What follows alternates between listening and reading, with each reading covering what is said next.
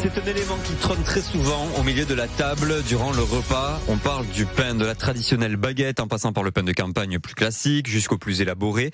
Les Français adorent le pain. 87% d'entre eux en ont à la maison. Mais alors, le pain, est-ce qu'il a besoin d'être modifié, d'être toujours plus original avec des céréales, des fruits? Je sais pas, moi, l'épeautre, par exemple, c'est le premier qui me vient, mais c'est pas nouveau, mais enfin bon, c'est toujours des pains différents. On est loin de la tradition. Bref. Alors, j'ai fait exprès. Est-ce que c'est bien bizarre? On en a marre.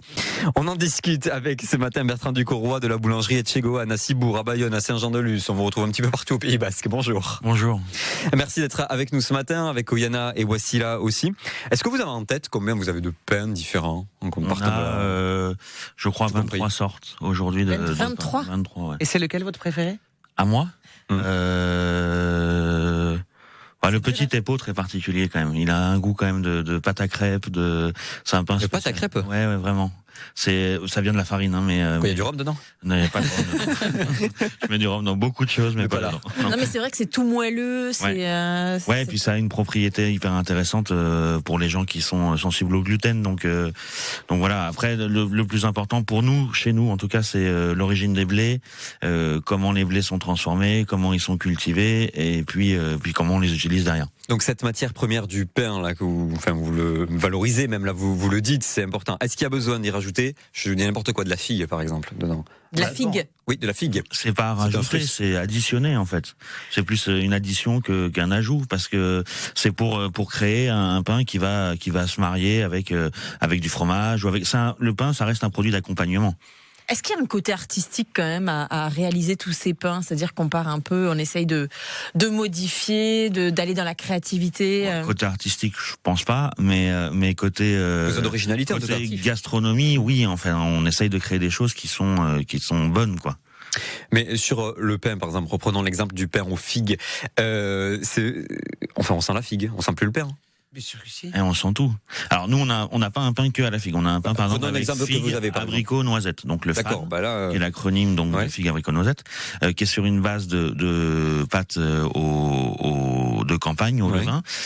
Et non, en fait, c'est vraiment alors on a des clients qui vont dire c'est un gâteau, on peut le manger tout seul. Et puis d'autres qui vont le préférer sur un foie gras, le préférer avec du fromage. Enfin, c'est vraiment chacun a sa propre expérience et son propre choix de l'utilisation. Yes. Vas-y. 23 sortes de pain, c'est ce que vous nous avez dit. C'est lequel le plus vendu? Voilà. Ça reste quand même la baguette tradition qui reste un gros, c'est une valeur sûre. Et après on a deux gros pains, donc un pain d'1 kilo qui est notre pain de meule, qui est un pain rustique, un pain de campagne, et on a un pain qui s'appelle l'Arta, comme la digue dans Saint-Jean, qui est fait à base de farine haricot, et lui pour le coup c'est un pain qui fait 4 kilos qu'on vend à la coupe, et ça c'est aussi un de nos gros. Et tout ça c'est du blé? Tout ça, c'est avec du blé, ouais. Oui, il y a le côté un peu tradition quand même, malgré tout. C'est là que ça marche. Oui. Et puis nous, on a voulu, quand on est arrivé il y a 7 ans, on a voulu vraiment refaire des pains comme il y a 40 ans. Donc en fait, dans le processus, il n'y a pas que le goût, mais le goût provient du temps de fabrication. Donc on laisse le temps au temps, et le produit travaille tout seul, quoi. Question plus générale, le pain, c'est quand même un achat d'habitude. C'est-à-dire que tous les jours, moi je réfléchis même pas, je demande une tradition. Comment est-ce que vous arrivez à dévier peut-être vos clients vers de nouveautés, vers des choses comme ça? Pour ça, on a des très bonnes vendeuses, clairement, qui sont de bons conseils. Vous êtes d'accord avec moi quand je dis c'est un achat d'habitude? Globalement, on vient quand même très souvent acheter, je parle que du pain, on vient acheter le même pain tous les jours.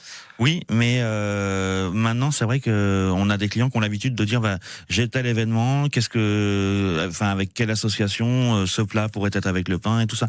Donc là vraiment c'est un travail de vente, et c'est ça qui est hyper intéressant, c'est que c'est un vrai travail d'équipe. Il y a les boulangers qui produisent, et après on a l'équipe de vente qui sait promouvoir notre travail et le vendre le mieux possible. Est-ce qu'il y a des pains différents en fonction de la saison?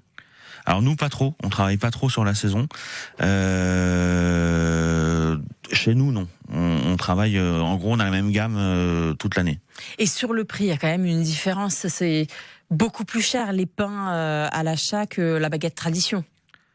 Si vous prenez le poids d'une baguette tradition au kilo par rapport à un pain au levain, il n'y a pas une très grande différence. C'est parce que en fait le produit est moins lourd. Donc voilà. Après, c'est pas les mêmes farines, c'est pas les mêmes temps de travail, c'est pas les mêmes ingrédients. C'est un peu différent. Il y a quand même de toute façon le prix du pain à l'origine, c'est quand même la qualité de la farine qu'on utilise et le temps qu'on y passe. Dernière question pour vous, Bertrand Ducoroy.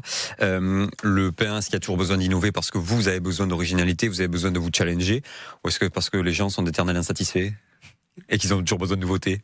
Un peu des deux, un peu des deux, mais nous on innove pas beaucoup en fait. Enfin, on n'est pas à chercher, on rajoute pas de colorant dans du pain pour qu'il soit plus jaune, par exemple pour le pain au maïs ou des choses comme ça. Donc on essaie de rester. Allez, oui, les baguettes jaunes, c'est parce qu'il y a du colorant dedans, parce qu'il y a des fois qui sont très jaunes. La mie est pas très du colorant, mais il y a des épices alimentaires qui colorent le pain. D'accord. Voilà. Oui. Mais non. Du curry dans mon pain en fait. Ou du curcuma. Par exemple. Du curcuma. Mais non, le truc c'est que nous on essaie d'avoir une cohérence dans notre gamme et dans notre sélection de produits, et on essaie de rester rustique et on essaie de rester sur la tradition. Donc on fait pas n'importe quoi. On reste dans notre ligne. En tout cas, on comprend bien que le pain est devenu vraiment un élément à part entière sur la table, et peut-être pas comme à l'époque où ça accompagnait peut-être, ou alors c'était justement le plat principal, ou alors on mangeait que du pain même à une époque. On va voter ensemble vert, blanc, rouge. Le pain, les pains spéciaux, est-ce qu'on en a marre? C'est la question du jour. Vert, non, on adore ça. Rouge, ah oui, on n'en peut plus. Blanc, je mange pas de pain. Voici là. Moi je dirais, c'est difficile comme question, je dirais rouge. Rouge, ouais. Donc on en a marre. Ah non, vert. Vert. Moi j'avoue que je suis très baguette tradition, j'adore ça, donc je vais rester sur du rouge. Pour vous, Bertrand Ducoroy? Moi je dirais vert aussi. Vert. Ouais. Évidemment, on en fait, il y en a à la boulangerie Etchegochoan à Cibourg, à Bayonne, on retrouve Val de Saint-Jean-de-Luz, il y a une boutique qui a ouvert la semaine dernière aussi. Oui, rue Bourgneuf, dans le Petit Bayonne, ouais. On est revenu... il y a une boulangerie qui est revenue dans le Petit Bayonne. Rue Bourgneuf, et c'est chez Bertrand Ducoroy et toutes ses équipes. Merci à vous. Merci à vous. Passez une belle journée. Radio Score sur France Bleu Pays Basque.